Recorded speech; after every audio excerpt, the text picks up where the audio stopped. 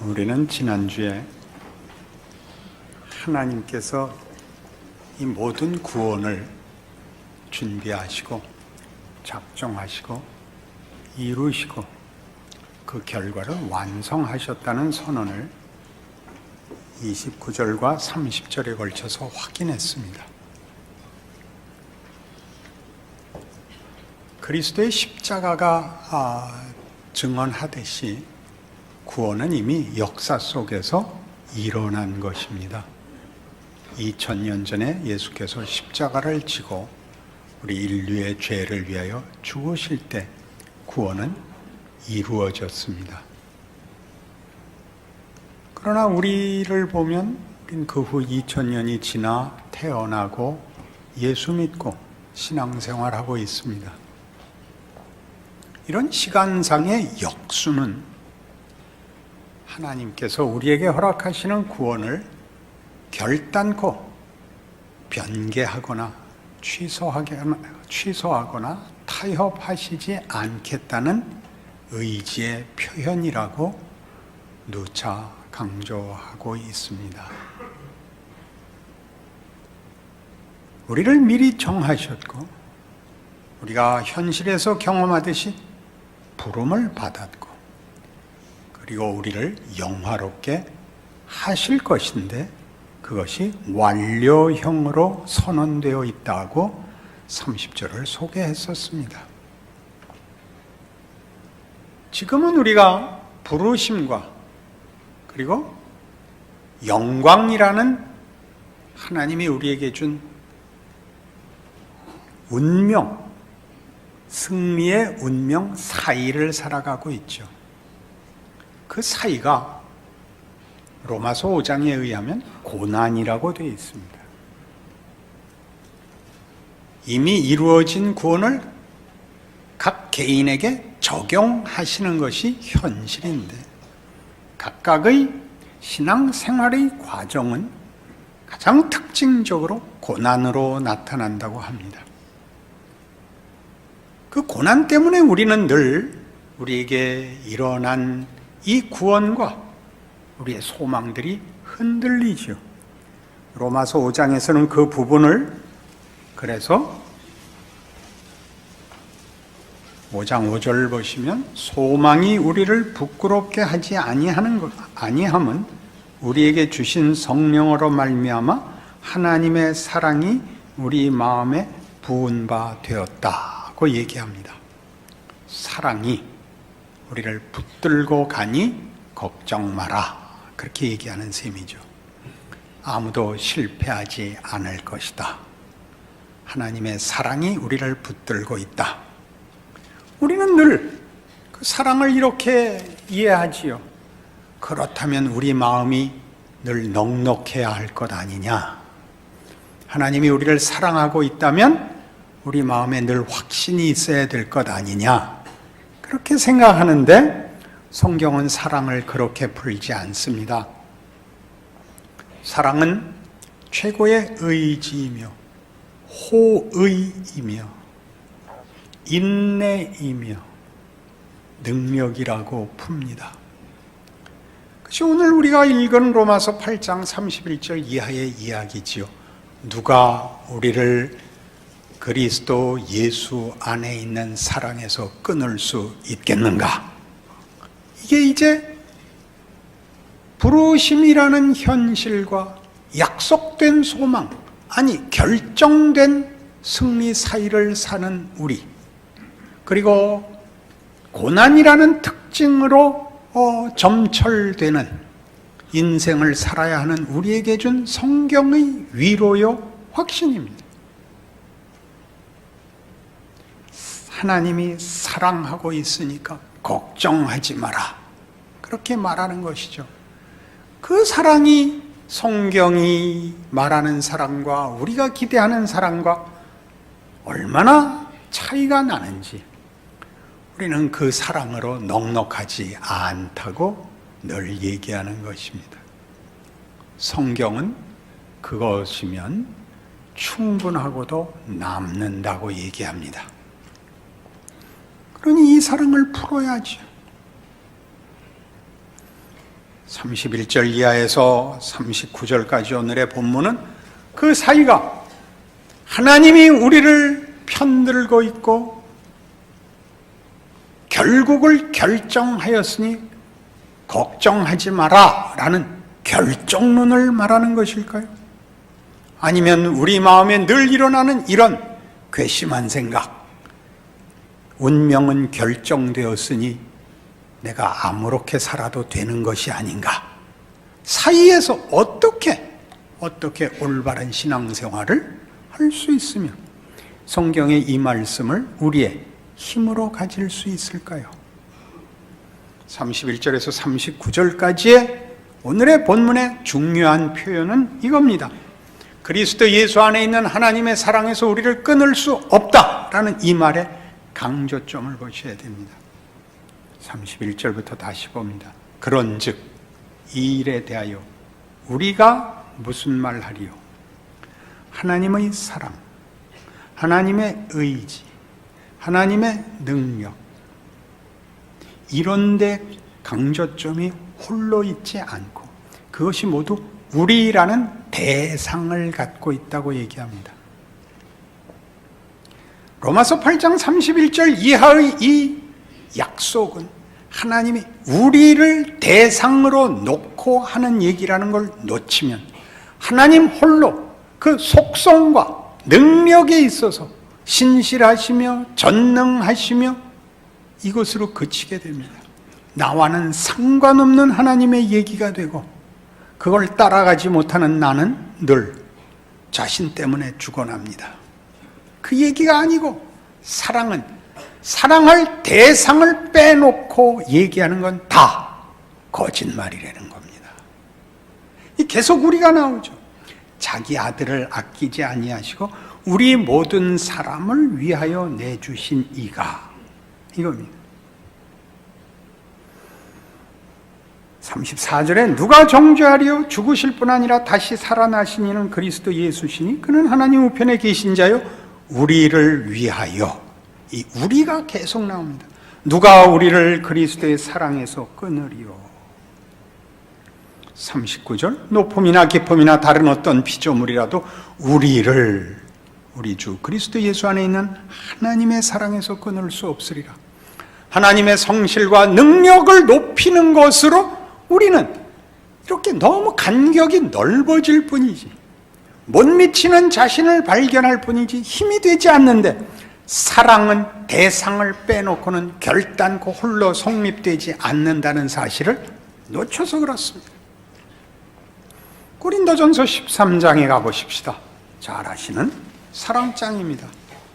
늘 놓치는 깊은 내용이 이것이지요. 사랑이 추상명사가 된다는 사실입니다. 공허한 명분이 되죠. 앞에 3번 반복적으로 추상명사가 되어서는 안 된다 이렇게 얘기하죠. 그것은 환상이 아니다. 천사의 말을 하는 것 아니다. 산을 옮기는 능력 아니다. 자기 몸을 불사르게 내어주는 정열 아니다. 뭐냐? 오래 참음이다. 그게 무슨 소리? 오래 참, 상대를 참는 거다. 대상이 있는 거다. 혼자 멋진 거 아니다. 사랑은 대상이 없이 혼자 개인을 치장하는 말로는 쓰일 수 없습니다. 그게 하는 얘기. 사랑은 오래 참고, 사랑은 오래 참고, 온유하고, 시기하지 않고, 자랑하지 않고, 교만하지 않고, 무례히 행치 않고, 상대를 놓고 하는 얘기입니다. 상대를 위하여. 혼자 자신을 치장하는 단어들 아니고, 하나님의 사랑에서 우리를 끊을 수 없는 것은 사랑이란, 우리를 향한 하나님의 사랑은 나 없이 혼자 할 수 없는 사랑, 십자가로 보인 사랑, 우리를 위해서 찾아온 사랑, 우리를 놓지 않은 사랑, 그게 성경이 하고 싶은 이야기입니다. 대상이 없는 사랑이 난무하죠. 이런 말들 자주 하잖아요. 우리 교회는 사랑이 없어. 본인이 하셔야 됩니다. 사랑을 하셔야 됩니다. 그리고 받으셔야 됩니다. 사랑은 꺼내놓고 명분으로 강요하고 잣대를 가지고 심사할 수 있는 게 아닙니다. 각자가 하는 겁니다. 웃게 만드십시오. 얼굴을 펴게 구십시오. 사랑을 하십시오. 사랑을 하십시오. 인류를 사랑하고 나라를 사랑하지 마시고 안 보이는 사람을 사랑하지 마시고 만나는 사람을 사랑하십시오. 사랑하십시오. 성경이 지금 하는 얘기입니다. 자, 유명한 이런 우리가 얼마나 하나님의 사랑을 필요로 하고 홀로 있는 것이 무서운지 오빠 생각이라는 동료가 있습니다. 뜸북새 논에서 울고 뻐꾹뻐꾹새 숲에서 울지. 우리 오빠 말 타고 서울 가시면 노래로 불러야 되는데 비단구두 사가지고 오신다더니 1절로 끝날 수 없게 됐죠. 기럭기 북에서 오고 귀뚤귀뚤함이 슬피 울건만. 서울 가신 오빠는 소식도 없고 나뭇잎만 우수수 떨어집니다. 그게 무슨 노래예요? 생각을 해보세요. 비명이지. 뭐라는 비명이에요? 슬프다는 거예요. 무섭다는 거예요. 왜? 나를 호의를 가지고 상대해 주는 사람이 없어서. 하나 더 해볼까요? 제일 많이 부르는 술집에서의 노래, 백마강 달밤에. 물새가 울어. 잃어버린 옛날이 그리웠구나. 저라 사공아 이려 편주 두둥실 낙화암 그늘에서 울어나 보자. 기쁘야. 외롭단 말이야. 아무도 나를 인간으로 대접을 안 하고 대상으로 품어주지 않더라는 거예요. 그러니 그 쓰라린 가슴을 소주로 적셔야지. 어떻게 견딜 거예요? 사랑이 쇼생크 탈출이라는 영화가 있어요. 봤죠? 안 봤다고? 그게 영어 원제에서는 쇼생크 리뎀션이에요. 쇼생크 구원이야. 탈옥하는 얘기가 아니라 쇼생크라는 그 감옥이 구원을 받는 얘기예요. 그러니까 사뭇 달라 보이죠? 앤디 듀프레인이라는 주인공이 아내를 죽인 살인범으로 2번의 종신형을 선고받고 들어오는 거예요. 종신형을 2번 살아야 돼. 감형을 받아도 다시 종신형인 거예요. 그 안에 먼저 와 있던 죄수인 레드가 이제 그를 보고 이야기식으로 풀어나가는 영화예요. 그래서 우리 관객은 모두 레드를 통해서 앤디라는 주인공을 만나요. 앤디의 속을 몰라. 그의 생각도 몰라. 옆에 있는 동료 죄수인 이 레드를 통해서 우리는 듣는 거예요. 그래서 그는 우리 모든 관객을 대표하고 그래서 궁금해요. 신비를 더하고 그래서 많은 내용이 그 안에 자리를 할 수 있었을 겁니다. 로저 에버트라는 영화 평론가가 위대한 영화 100편을 썼어요. 그 중에 이 쇼생크 얘기가 나와요. 재미있으니까 보세요. 성경 읽다가 재미없거든. 보세요. 근데 그 쇼생크라는 이름이 기이한 이름이에요. 아마 로저 에버트도 몰랐었던 것 같아요. 그 얘기 없는 거 보니까. 쇼생크는 이집트 왕 이름이에요. 이집트 왕 이름은 보통 우리가 황제, 천자, 천황 그러는 식으로 공식 직함을 바로라 그러고 실제 왕 이름은 다 달라요. 쇼생크는 이집트의 22대 왕조를 연 왕이고 성경에서는 이게 세숑크로 나와요. 열왕기에 르호보암의 반기를 들었다가 망명을 하게 되는, 나중에 왕이 되는 여로보암이 정치적 망명을 한 게 세숑크예요. 그렇게 한번 등장을 해요. 우리말에는 시삭이라고 나옵니다. 거기에 쇼생크 리뎀션은 그러면서 애굽의 구원이에요.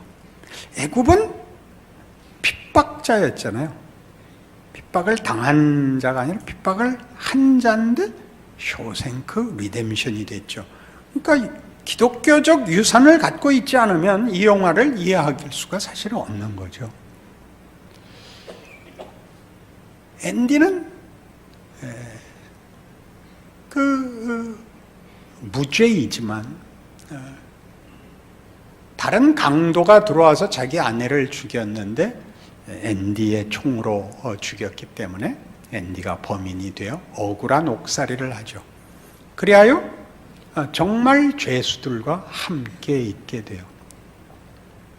그는 은행가였고 말이 없는 사람입니다. 속이 깊고 우울하게 살고 있죠. 왜 우울할까요?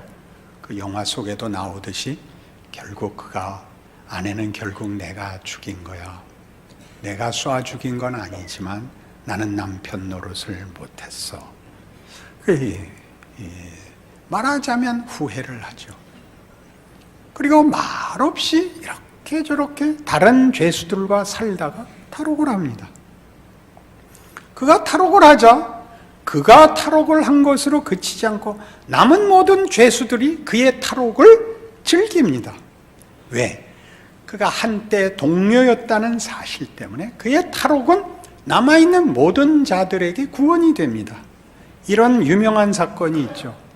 들어와서 초기에 감옥을 나가 바깥에서 일을 할 일이 있었습니다. 어느 건물 옥상에 방수 타르를 칠하는 일을 하고 있었는데 그 경비 대장이, 간수장이 그 먼 친척이 죽으면서 3만 불의 유산을 남겼는데 세금으로 홀딱 뺏기게 됐다는 겁니다. 일을 하다가 그 감시하는 간수들이 지나가면서 간수장이 하는 얘기를 듣고 가까이 가죠. 레드가 말려. 가지마, 가지마, 하지마. 그래서 저 그거 찾아드릴 수 있는데요. 간수장이 화를 벌컥 내면서 멱살을 잡고 건물 옥상 밖에 세우죠. 넌 사고로 죽은 거야. 부인을 믿으시죠. 부인에게 증명하시면 한 푼도 안 내도 됩니다. 뭐라고? 이렇게 됐습니다. 5만 불까지는 부인에게 증명하실 수 있고 한 푼도 안 내도 됩니다. 그저 간수장께서 알아서 하시겠지만 어차피 서류를 작성해야 되는 일이니까 제가 해드리죠. 다른 보상은 요구하지 않겠습니다. 우리 동료들에게 맥주 2병씩만 주십시오. 그래서 장면이 탁 바뀌고 이제 휴식 시간에 맥주를 먹고 있죠. 앤디는 저쪽에 앉아서 안 먹고 싱글벙글하고 쳐다보고 있습니다. 레드가 친구들에게 그러죠. 우리 보고 동료라고? 우리가 동료라고? 중요한 부분입니다. 그들은 동료였기 때문에 앤디의 탈옥은 자신들의 탈옥입니다. 남아있는 자들은 아직 감옥에 갇혀 있지만 더 이상 감옥이 아닙니다. 글쎄 앤디가 그랬어. 앤디가 그때 피가로의 결혼 틀어놓고 붙잡혀서 한 달간 독방 갔잖아. 더 이상 쇼생크는 그들을 죄수로 가둘 수가 없습니다. 죄수가 아닌 자유인의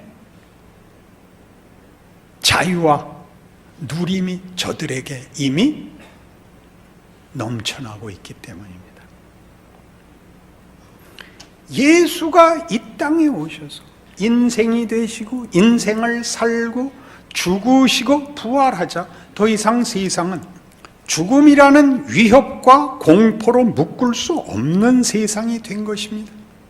그가 오시고 그가 참여한 모든 자리는, 모든 정황은, 모든 사람은 그의 동료로, 그의 형제로, 그의 구원의 묶여 있는 것입니다. 그걸 사랑이라고 합니다. 사랑이란 이렇게 좋은 소리하고 막 속을 꺼내고 막 진심을 확인하는 것이 아니라 누구를 자신과 묶는 것입니다. 운명과 현실로 묶고 모든 결과를 함께 가지는 것입니다. 히브리서 5장 얘기죠.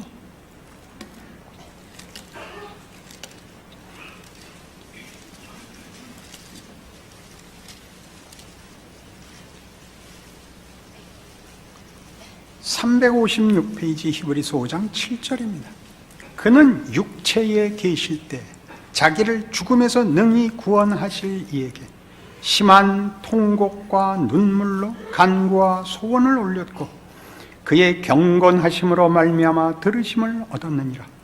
그가 아들이시면서도 받으신 고난으로 순종함을 배워서 온전하게 되셨은즉 자기에게 순종하는 모든 자에게 영원한 구원의 근원이 되시고 하나님께 멜기세덱의 반차를 따른 대제사장이라 칭하심을 받으셨느니라. 예수가 육체로 오십니다. 육체의 동료가 됩니다. 그가 부활하심으로 육체는 부활할 수 있는 그런 신분이 되고, 그의 부활로 인하여 그가 오셨던 자리와 그가 함께한 모든 자들은 그 안에 함께 있게 됩니다. 그게 예수 그리스도를 보내신 것을 사랑이라고 얘기하는 이유입니다. 그는 이 땅에 올 때 아버지의 기뻐하심을 따라오신 분입니다. 아버지와 아들이 하나입니다. 사랑이라는 말로 말이죠. 사랑을 해서가 아니라 사랑은 운명을 나누는 연합인 것이죠. 그가 와서 우리를 육체가 되어 우리의 고난, 우리의 현실, 우리의 실존에 들어오심으로 우리를 자기와 하나로 묶는 거죠. 사랑이라고 합니다. 자기를 죽음에서 능히 구원하실 이에게 심한 통곡과 눈물로 간구합니다. 화를 내고 억울해하고 거부하는 것이 아니라 경외하심으로 그와 사랑으로 묶여있는 분리될 수 없는 존재로서 눈물과 통곡으로 간구해야 되는 자리를 묵고 계시는 겁니다. 우리죠, 우리. 여러분들이 이것만은 아무도 해결해 줄 수 없어 뜸북 새 낙화암 그늘에서 우러나 보자 자리를 다 묶으셨어요. 예수 안에서 묶지 못할, 구원해내지 못할 다른 영역이 남아있지 않습니다. 사랑이라는 거죠. 우리를 그리스도 예수 안에 있는 사랑에서 끊을 자 없으리라 라는 말이 갖는 뜻입니다. 그러니 그는 우리의 구원자가 되시며 대제사장이 될 수 있는 것입니다. 그것이 우리에게, 우리가 누구의 친척이고 가족이고 그 시대에 살고 그 나라에 사는 것으로 사랑의 존재로 서 있는 것입니다. 예수 안에 있자. 예수의 성육신과 고난과 죽음과 부활이 모든 인류에게 미치는 사랑의 행위요, 그들을 묶은 하나님의 사랑의 능력이요 방법이듯이 우리가 이 시대를 살고 이 나라에 살고 누구의 이웃이 되고 어느 곳에 존재하는 것으로 하나님은 묶고 계십니다. 우리는 뭘 하고 싶은 거죠? 우리는 대단한 걸 하고 싶죠. 상대방을 설명하고 격파하고 굴복시키고 싶죠. 그렇게 하지 않습니다. 어느 누가 예수 그리스도를 이해하고 예수 그리스도께서 힘으로 누구를 굴복시키고 납득시켰습니까? 다 받으시죠. 다 받아 안죠. 다 품에 안는 거죠. 다.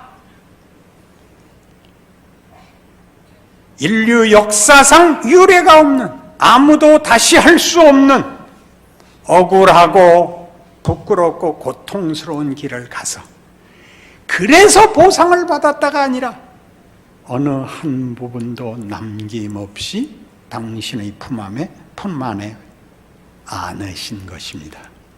그렇게 우리는 사는 거죠. 잘 아시는 마태복음 28장 18절이 뭐였죠? 하늘과 땅의 모든 권세를 내게 주셨으니 그러므로 너희는 가서 모든 족속으로 제자를 삼아.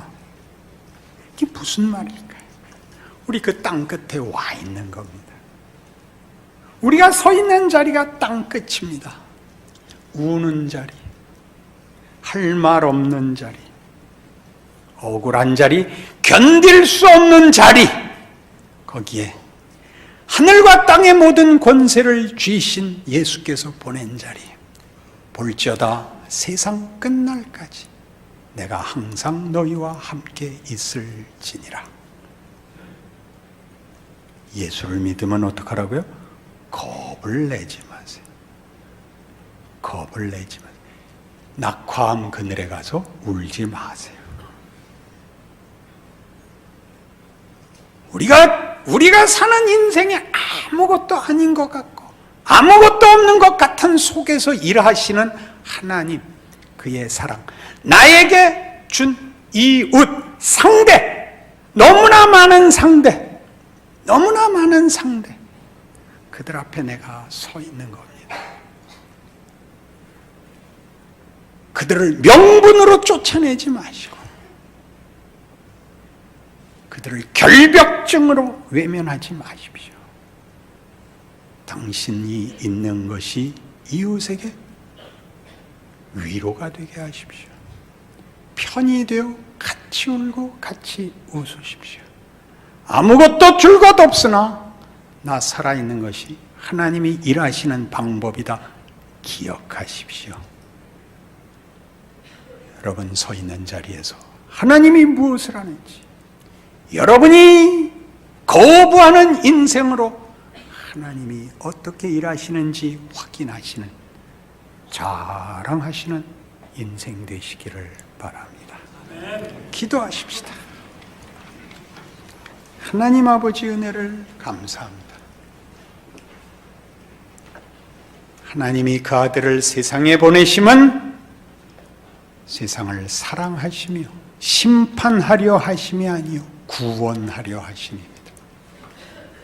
그 사랑을 받았고 그 사랑을 나누는 자로 서 있으니 열심히 살아야죠. 울어야죠. 기도해야 됩니다. 그리고 내가 가는 길마다 발자국마다 하나님 함께 하시는 줄 예수 안에서 확인하여 위대한 인생인 줄 알고 살아 하나님의 영광과 능력 드러내는 우리 서 있는 자리, 우리 사는 이 시대 되게 하여 주시옵소서. 예수님 이름으로 기도합니다.